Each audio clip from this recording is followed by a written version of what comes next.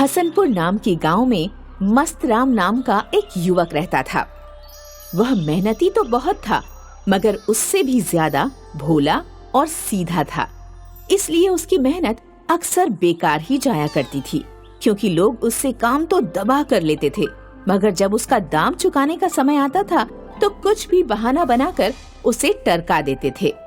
इसलिए उसका नाम मस्तराम होते हुए भी वह हमेशा दुखी ही रहता था और सही मायनों में दुखी राम ही था। सेठ जी, काम पूरा हुआ, अब हमारी मजदूरी दे दो। मजदूरी? अबे पगला गए हो का? ससुर का नाती, तेने इतने का काम नहीं कियो जितने का ईंट तोड़ दियो। चल भागी ले, वरना उल्टा तुझे दंड देना पड़ जाएगा। सेठ के कहने पर भोला भाला मस्तराम सच में डर जाता है और फिर बिना मजदूरी पाए ही अपने घर की तरफ भाग लेता है। रास्ते में एक पेड़ के नीचे मेहनत करके भी कुछ हासिल नहीं होता। लोग तो 3 टेम ठूस ठूस कर खाते हैं और मुझे 1 टेम का खाना भी नसीब नहीं होता। ऊपर से ये दाढ़ी हर चौथे दिन बढ़ जाती है। इन्हें कटवाने के लिए 10 रुपए नाई ले लेता है। मस्तराम खुद से ये बातें कह ही रहा था कि तभी एक सन्यासी वहाँ आ जाता है। लेकिन अगर भगवान तेरी इच्छा पूरी कर दे तो क्या तू खुश हो जाएगा?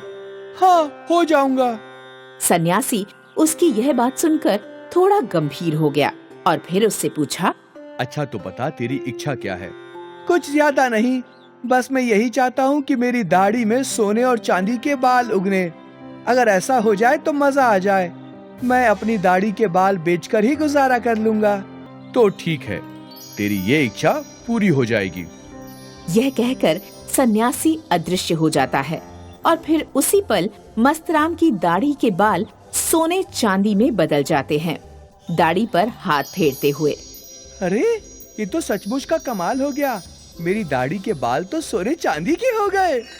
यह चमत्कार होते ही मस्तराम खुशी से उछलता हुआ नाई के पास जा पहुंचता है और नाई उसकी दाढ़ी देखते ही हैरानी में पड़ जाता है। अरे मस्तराम, तू तो धनी राम हो गया रे। तेरा चेहरा तो सोने चांदी उगाने वाला खेत बन गया है, खेत। अबे ओ नाई, अब मेरी दाढ़ी को नजर मत लगा। जल्दी से इन्हें काट कर मेरे हाथ पर रख, ताकि मैं इन्हें बेचकर रुपया कमाऊं, रुपया। पर थोड़ा सोना चांदी मुझे भी दे देगा ना मस्तराम? हाँ, दे दूंगा। अब तू जल्दी से काट दे। यह सुनकर नाई खुश हो जाता है और बड़े ही प्यार से उसकी दाढ़ी के सब बाल साफ करके उसके हाथ पर रख देता है।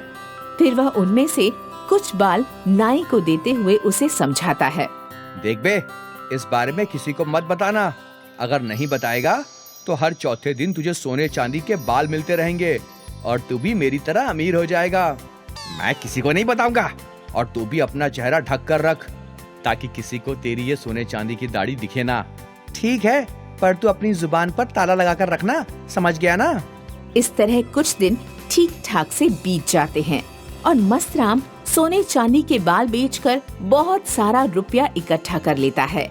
खूब खाता पीता और मस्त रहता है, मगर अपने इस भोलेपन के कारण वह इस राज को ज्यादा दिन छुपा नहीं पाता। उसी गांव के एक नामी चोर जगीरा को मस्तराम की सोने चांदी की दाढ़ी का राज पता चल जाता है। जगीरा उस्ताद, मस्तराम को आदमी मत समझिए, वो तो सोना चांदी पैदा करने वाला मशीन है, मशीन। क्यों, ससुर सोने चांदी की पॉटी करता है क्या? हा हा हा हा। नहीं, उसके चेहरे पर सोने चांदी की दाढ़ी उगती है। तो जरूर आलू खाता होगा। हा हा हा। नहीं उस्ताद, वो तो बिना आलू के ही सोने चांदी पैदा करता है। फिर तो उसको आज ही उठाना पड़ेगा। जगीरा को जैसे ही यह खबर मिलती है, उसके आदमी तुरंत मस्तराम को उठा लाते हैं और जगीरा उसकी दाढ़ी देखकर सचमुच हैरानी में पड़ जाता है। अरे ओए, देखो, ये मूर्ख मस्तराम तो सच में ही सोने चांदी देने वाली मशीन है। जगीरा भाई, मुझे जाने दो, मुझे बंदी मत बनाओ। चुप कर, मूर्ख मस्तराम, तू तो अब मेरे लिए सोने चांदी देने वाला मशीन है, मशीन। तू तो अब मुझे सोना चांदी दे दे, सोना चांदी। इस तरह जगीरा भोले भाले मस्तराम पर सोना चांदी देने के लिए दबाव बनाने लगता है और उसे मारने पीटने भी लगता है। अबे ओ मस्तराम, अपनी दाढ़ी जल्दी जल्दी बढ़ा, नहीं तो तेरी दबाकर कुटाई करूंगा और तुझे भूखा प्यासा रखूंगा, वो अलग। मुझ पर दया करो जगीरा, भला मैं अपनी दाढ़ी रोज रोज कैसे बढ़ा सकता हूँ? अबे गधे का फूफा समझता है मुझे? जिसने तेरी दाढ़ी को सोने चांदी में बदला उसी से बोल, उससे बोल तो रोज तेरी दाढ़ी लंबी लंबी उगने लगेगी। इस तरह मस्तराम पहले से अधिक परेशान हो जाता है और इसका सारा दोष भगवान पर मढ़ते हुए फिर से भगवान को कोसने लगता है। मैं नहीं जानता था भगवान कि तू मेरा पक्का दुश्मन है।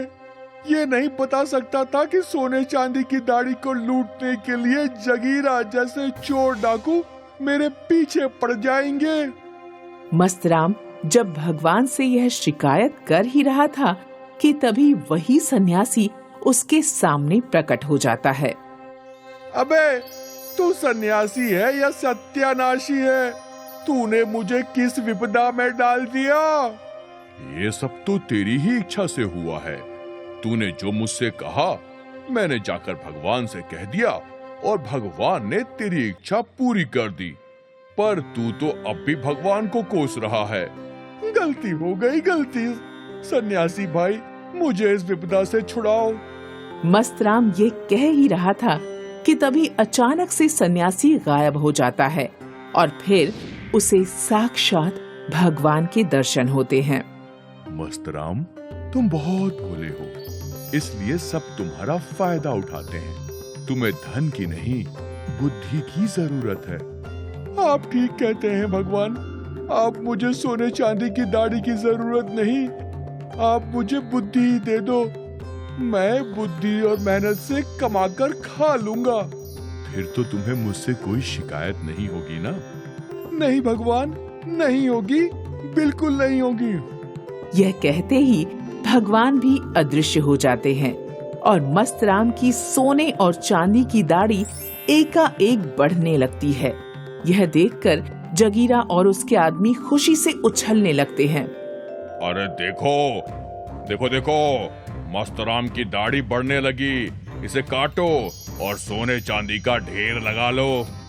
जगीरा के यह कहने पर उसके आदमी और वह खुद भी मस्तराम की सोने चांदी की दाढ़ी को काटने की कोशिश करते हैं, मगर लंबी बढ़ती दाढ़ी सबको अपने में लपेटकर ऊंचे आसमान में ले जाती है। अरे अरे ये क्या हो रहा है? कोई बचाओ! मस्तराम भाई, अपनी दाढ़ी को बढ़ने से रोको, वरना ये हमें आसमान में टांग देगी। हम पर दया करो भाई, हमें आसमान में मत टांगो, हमें परलोक जाने से बचा लो। इस तरह दाढ़ी उन सबको बहुत ऊंचाई तक ले जाती है और फिर एकाएक गायब हो जाती है। दाढ़ी के गायब होने के साथ ही जगीरा और उसके सब आदमी औंधे मुंह जमीन पर आकर गिरते हैं। उनकी यह हालत देखकर मस्तराम खूब हंसता है और उसके साथ साथ जगीरा और उसके आदमियों को भी सही सबक मिल जाता है।